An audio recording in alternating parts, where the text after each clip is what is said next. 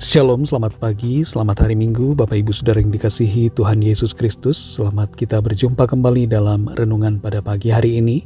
Kita bersyukur karena penyertaan Tuhan, pertolongan Tuhan yang memampukan kita melewati hari demi hari di sepanjang minggu ini.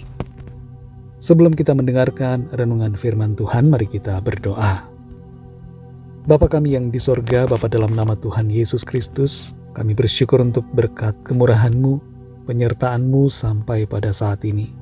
Kembali kami ada karena anugerah-Mu, dan karena Tuhan punya rencana baik buat kami. Saat ini kami mau mendengar kebenaran firman-Mu. Urapilah kami Bapa, agar kami mengerti dan mentaati kehendak-Mu. Dalam nama Tuhan Yesus kami berdoa. Haleluya, amin. Saudara yang dikasihi Tuhan, ayat firman Tuhan saat ini terdapat dalam Injil Matius pasal 22, ayat yang ke-20 sampai 21. Tertulis demikian. Maka ia bertanya kepada mereka, gambar dan tulisan siapakah ini? Jawab mereka, gambar dan tulisan Kaisar.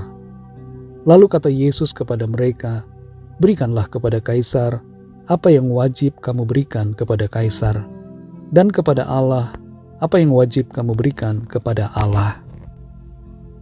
Saudara yang dikasihi Tuhan, negara dengan pajak penghasilan yang tertinggi adalah Denmark. Setiap orang wajib menyetor 55% dari penghasilannya. Dan selain Denmark, Finlandia juga menjadi negara dengan pajak penghasilan tertinggi di dunia, yaitu sebesar 50%. Tapi anehnya, walaupun pajak penghasilan mereka tertinggi, di mana setiap orang harus menyetorkan atau dipotong penghasilannya sebesar 50%, tapi penduduk di Finlandia menjadi salah satu penduduk terbahagia di dunia. Seperti halnya pajak, kalau kita mau memberikan hidup kita untuk Tuhan, maka kita akan mengalami kebahagiaan yang dari Tuhan. Dalam Matius pasal 22 ayat 20-21 ini, ada percakapan antara Tuhan Yesus dengan orang-orang Farisi yang mencoba menjebaknya dengan sebuah pertanyaan tentang membayar pajak kepada Kaisar.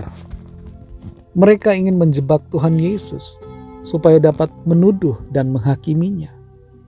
Kalau seandainya Tuhan Yesus menjawab tidak boleh atau tidak usah membayar pajak kepada Kaisar, maka mereka dapat menuduhnya sebagai pembelot dan sebagai orang yang mengajarkan pemberontakan kepada kekaisaran Roma. Dan kalau Tuhan Yesus menjawab ya atas pertanyaan mereka, bahwa mereka harus membayar pajak kepada Kaisar, maka mereka dapat menuduh Tuhan Yesus sebagai orang yang tidak membela bangsa Israel yang sedang dijajah oleh bangsa Roma. Menghadapi pertanyaan jebakan dari orang-orang Farisi ini, Tuhan Yesus menyuruh untuk memperlihatkan mata uang kepadanya.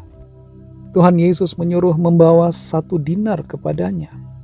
Dan dia berkata, gambar dan tulisan siapakah ini? Gambar dan tulisan Kaisar. Begitu jawab orang-orang Farisi. Lalu Tuhan Yesus katakan, berikanlah kepada Kaisar apa yang wajib kamu berikan kepada Kaisar, dan kepada Allah apa yang wajib kamu berikan kepada Allah. Dalam hidup kita di dunia ini, saudara, kita perlu seimbang dalam kehidupan kita, baik jasmani maupun rohani. Kita perlu sadari bahwa kita punya kewajiban sebagai warga negara, sebagai orang yang tinggal dalam suatu wilayah pemerintahan. Apa yang menjadi kewajiban kita harus kita lakukan. Dan bersamaan dengan itu, bahkan lebih daripada itu, sebagai orang-orang yang ciptaan Tuhan, yang adalah warga kerajaan sorga, sebagai manusia yang dibentuk dan diciptakan oleh Allah, kita perlu sadari bahwa kita punya kewajiban kepada Allah, kewajiban kepada Tuhan kita, yaitu memberikan kepada Allah apa yang menjadi milik Allah, apa yang menjadi milik Tuhan dalam hidup kita, harus kita berikan kepadanya. Setiap hari kita punya waktu 24 jam. Ada waktu untuk melakukan tugas pekerjaan kita. Ada waktu untuk studi, untuk belajar, untuk mengerjakan tanggung jawab. Tapi jangan lupa untuk memberikan waktu bagi Tuhan. Beribadah kepada Tuhan. Berdoa. Memiliki persekutuan pribadi dengannya. Kita semua perlu menyadari, saudara, bahwa hidup kita ini adalah milik Tuhan, milik Allah. Karena itu kita harus memberikan apa yang menjadi hak Tuhan. Karena hidup kita ini adalah miliknya, maka berikan hidup kita sebagai persembahan untuk Tuhan. Caranya bagaimana? Lakukan kehendak Tuhan. Hiduplah dalam ketaatan kepada firman-Nya. Saudara yang dikasihi Tuhan, kalau selama ini kita sudah menjauh dari kehendak Tuhan, hidup kita persembahkan untuk yang lain selain Tuhan. Kita hidup menuruti keinginan diri kita sendiri. Mari bertobat dan datang kepada Tuhan. Berikan hidupmu bagi Allah. Berikan waktu kita untuk Tuhan. Berikan talenta, kemampuan, kepandaian kita untuk Tuhan. Semua yang kita miliki adalah dari Dia, oleh Dia dan untuk Dia. Mari sadari akan hal ini dan berikanlah hati kita sepenuhnya, hidup kita seutuhnya untuk kemuliaan Tuhan. Mari kita berdoa. Terima kasih Tuhan Yesus, kami bersyukur untuk firman-Mu yang sudah kami dengar pada saat ini. Firman-Mu mengajarkan kepada kami, mengingatkan kami untuk memberi diri kami bagi-Mu, mempersembahkan tubuh kami, mempersembahkan hidup kami untuk-Mu Tuhan. Ampuni kami kalau selama ini kami lupa diri, kami tidak mengingat akan Tuhan, kami tidak melakukan kewajiban kami untuk memberi waktu, memberi diri, memberi hidup kami untuk-Mu.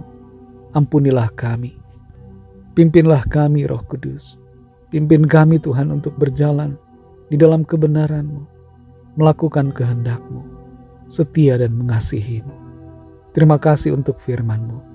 Berkatilah kami di sepanjang hari ini, dalam segala tugas aktivitas kami. Pimpin dan sertai kami. Jadikan kami berhasil dan berkemenangan dalam segala perkara.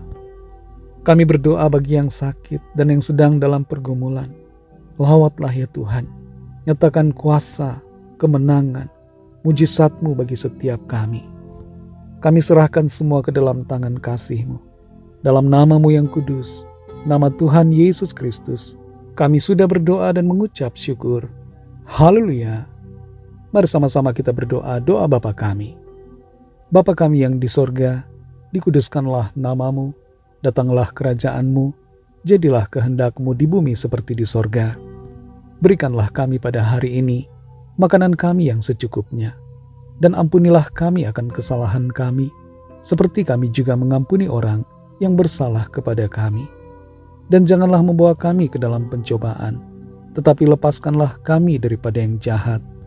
Karena Engkaulah yang punya kerajaan, dan kuasa dan kemuliaan, sampai selama-lamanya. Amin.